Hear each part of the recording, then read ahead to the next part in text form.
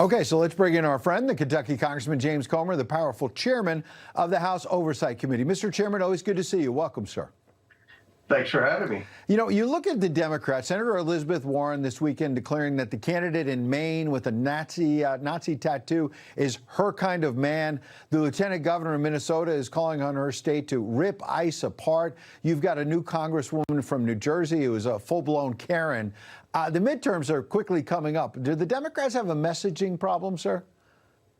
Absolutely, they have a messaging problem. They have one message, and that's they hate Donald Trump. Now, that probably works with the liberals, and that might keep their fringe left fired up. But I don't see how they're going to appeal to independent voters and working class voters who are frustrated with obviously with inflation, which I would argue happened during the Biden administration with all the stimulus money and all the COVID money and all those social programs. But at the end of the day, who's going to be which party's going to make your life better? And I'm going to argue that it's going to be the Republican Party, because the Democrat Party has no message other than they hate Donald Trump. Yeah, and the president is making the case that he's bringing prosperity here at home, and he's brought a lot of peace deals overseas, obviously, now trying to get peace in Iran.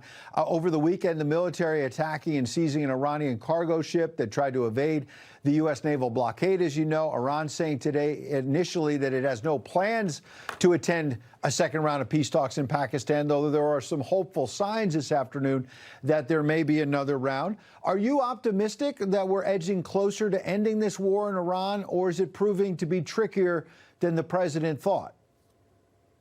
It's probably going to be trickier than the president thought, but the president didn't have any options. I mean, this is a consequence of the Obama-Iran deal, where the United States government gave them suitcases full of cash and allowed them to self-monitor their own nuclear program.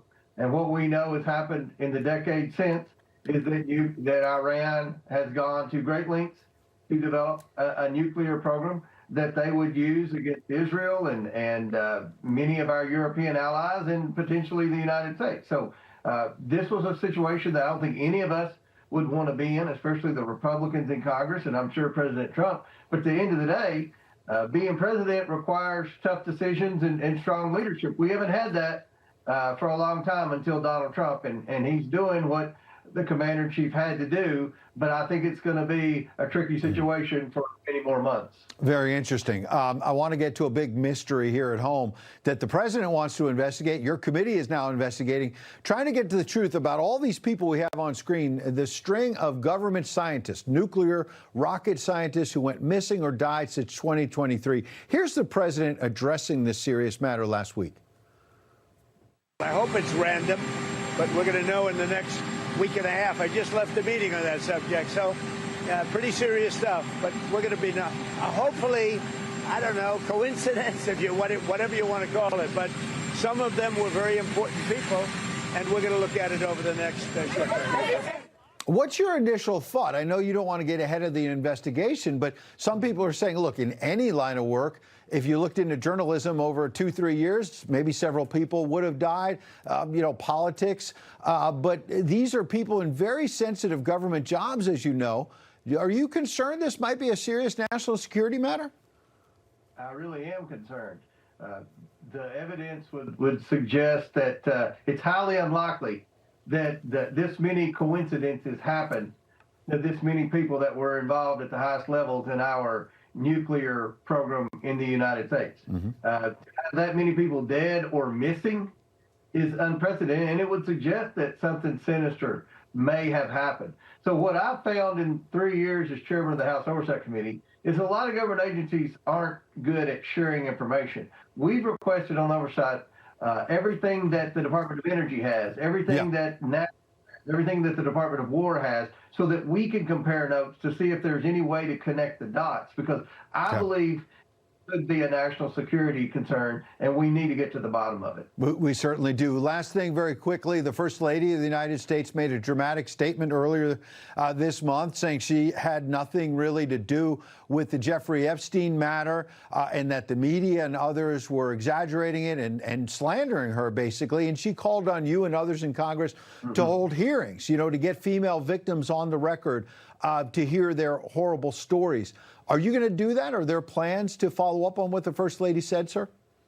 Yes, and I appreciate First Lady Melania Trump saying that. My plan was always to bring in some of the Epstein survivors to give them an opportunity to go under oath and tell their story. So we're working with the attorneys representing several of the survivors of Epstein, trying to get a commitment for them to come in and testify under oath. We'll keep everyone posted on that. Okay. But in the meantime, we had several depositions of rich and powerful men booked over the next 2 months, and I think those depositions will be very important for our investigation as we move forward.